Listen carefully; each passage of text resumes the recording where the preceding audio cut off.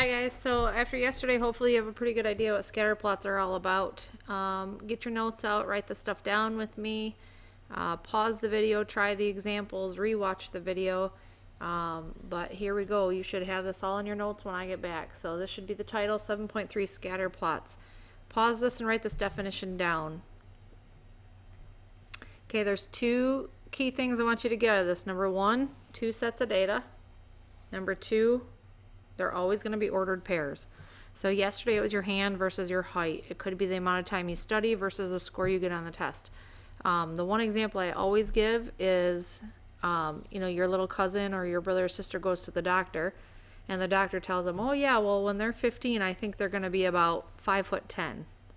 How does the doctor know that?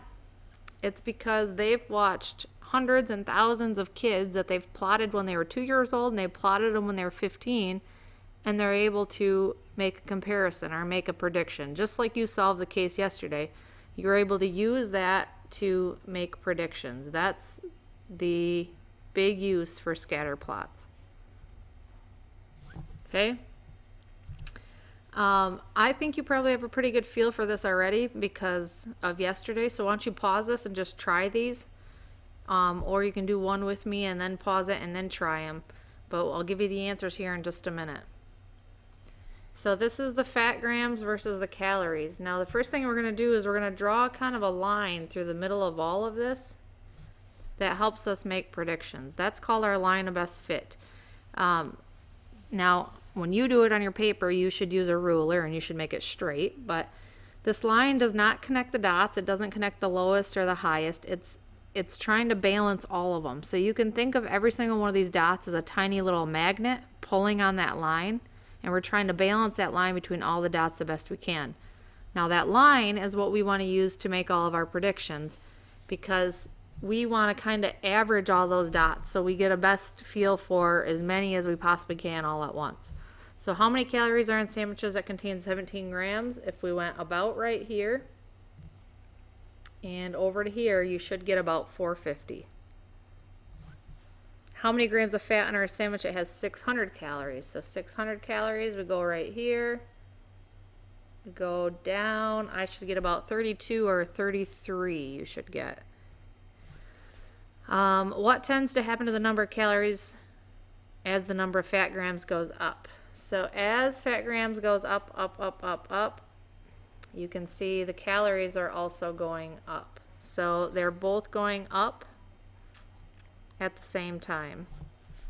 If a sandwich has 650 calories, so 650 is about right there.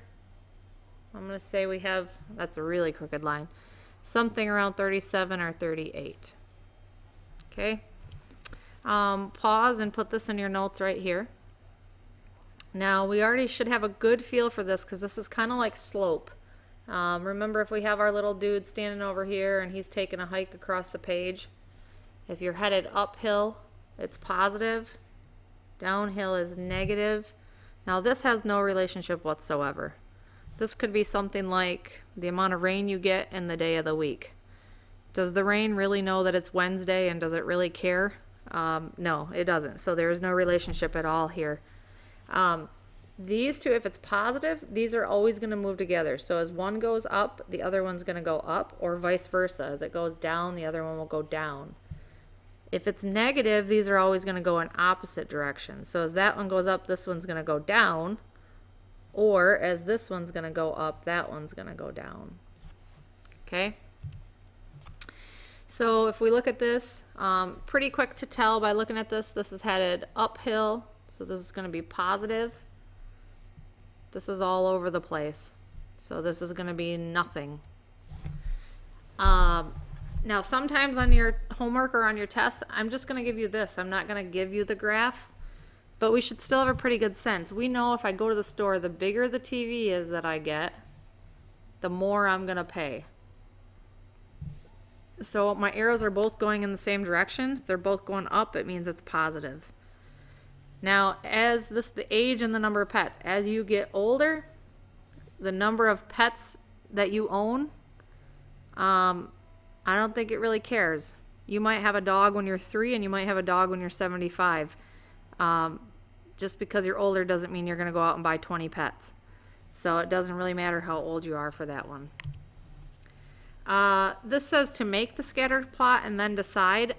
You can if you want to. You don't always have to do that. If I look at this one right here, this is going up, up, up, up, up, up. This is going down, down, down, down, down, down. So as this one goes up, this one goes down, which we already know means it's going to be negative. This one's harder to tell by looking at the table because it goes down, up, up, down, down, up. It's all over the place. And so you could make a graph and you could look at it, but we can also think about this. The more you study, I really, really, really, really hope the higher test score you get. This one should be a positive. Okay, this is the tricky part. Pause this again and put this in your notes. This line of best fit, put that in your notes right there.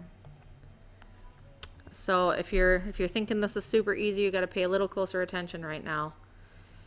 So this gives us all this table right here, and it wants us to plot all these points, but they did it for us. So over 1 up 19, over 2 up 15, over 3 up 13.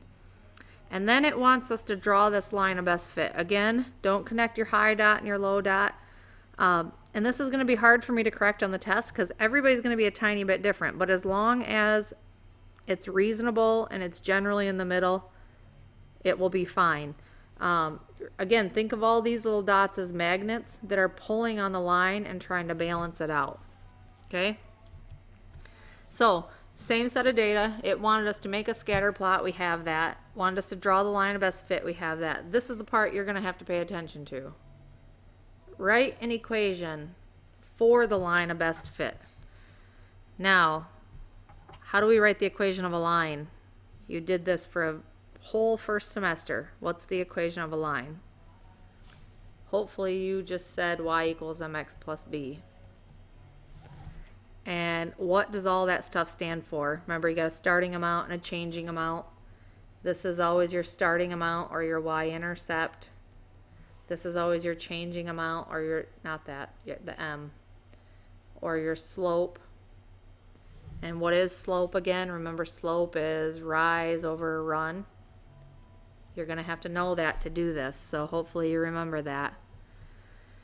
Okay, so we're going to use the line that we just drew. We don't want to use any dots. We want to use the line that averages them all out. And we're going to write the equation of this line. So the y-intercept is pretty easy to tell. It's right there. There's not a lot of arguing about that. So we've got y equals, we've got a y-intercept of 20. Now the slope, you can use any dots that are on the line. You don't want to use the dots over here. You want to use the line that you just made. So pick spots on the line that are nice and clean and pretty. And you can use any one you want. It doesn't really matter. Now these all happen to fall pretty nice. So if I look, this goes down 2 over 1, down 2 over 1, down 2 over 1. And remember, you're looking at the numbers. You're not counting boxes. So down 2 over 1. So there's my equation for that line. Now back to your doctor. Do you think he walks around with a giant scatter plot in his back pocket so he can pull it out and look up your cousin or your brother or sister on it? He doesn't. He probably just has an equation that he knows. He says, okay, well, if you're this tall right now, I'm going to multiply you by something and add something, and I know how tall you're going to be later. Okay, so equations make it very useful. Now, part D says make a prediction in 9 weeks. Well, we've also said all year long there's 2 ways to make a prediction. You can use the graph or you can use the equation. So if I look at the graph, 9 weeks right here, I've got 2. But if I want to try to use my equation, I can also plug 9 in right here. So 2 times 9 is negative 18 plus 20 equals 2. Maybe I need to make a prediction at 15, and I definitely don't have the graph to do that. So I'm going to want to use my equation. Now we happen to get the same answer right here. That's not always going to be the case because If you draw your line a little bit crooked or you're a little bit off, you might not get the exact same answer, but those two should be very close to each other. Okay, so pause this, do this quick and come back to it, and I'll show you the answers. So here we go. This is going to be very, very fishy because I'm drawing very crooked lines, but I'll give you the idea. 1, 2, 3, 4, 5, 6, 7, 8, 400, 800, 1200, 16, 2024.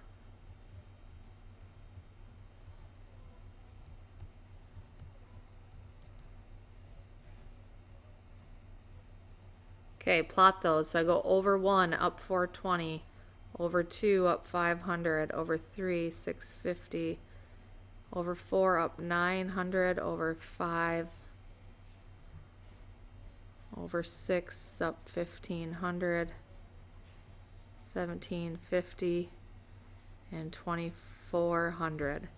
Okay, so my line, I'm going to put it about right here.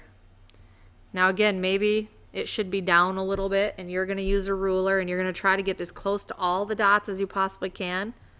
Probably could move it down a little bit, but this is good enough. I don't want to connect the dots, I just want to balance it. So I made the scatter plot, drew my line of best fit. I'm going to write my equation.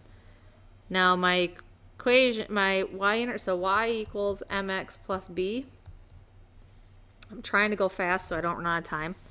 So here's my y-intercept. I'm going to say that's somewhere around, I don't know, maybe 150. And this is where we're all going to be a tiny bit different. But as long as I can look and see where you drew your line and see where it crosses, it's not going to be a big deal. Now, I need to find the slope. I can use anything on the line I want to. So I'm just going to go and I'm going to go from right here to right here, and we'll just see what we get. So from those two spots, I'm going to go up 400 over, I don't know, 1.5 over 1.5. Okay, so my slope is up 400 over 1.5x. And let's see real quick. I'll pause so I can get a calculation. Okay, so I divide that out and I get about 267x plus 150. Okay, so there's my equation. And you can use anywhere on this as long as you use the line. Do not use the dots, make sure you're using the line. Now I make a prediction how many people are going to attend in 10 years. So I have two choices. I could go over to my graph and try to predict off of here. But this is off my graph, so I can't exactly tell. So I don't know. You could try to guess. Or I can use my equation. So I'm going to plug 10 into my equation. So 267 times 10 plus 150. And I'm going to say about 2,820 are going to be there in 10 years. Okay? Try your homework. It's going to be hard to compare answers to the person next to you because your lines will be a little bit different. You won't get the exact same thing, but you should have something that's very close to each other. So check it out, and I'll answer more questions on this Monday when I get back.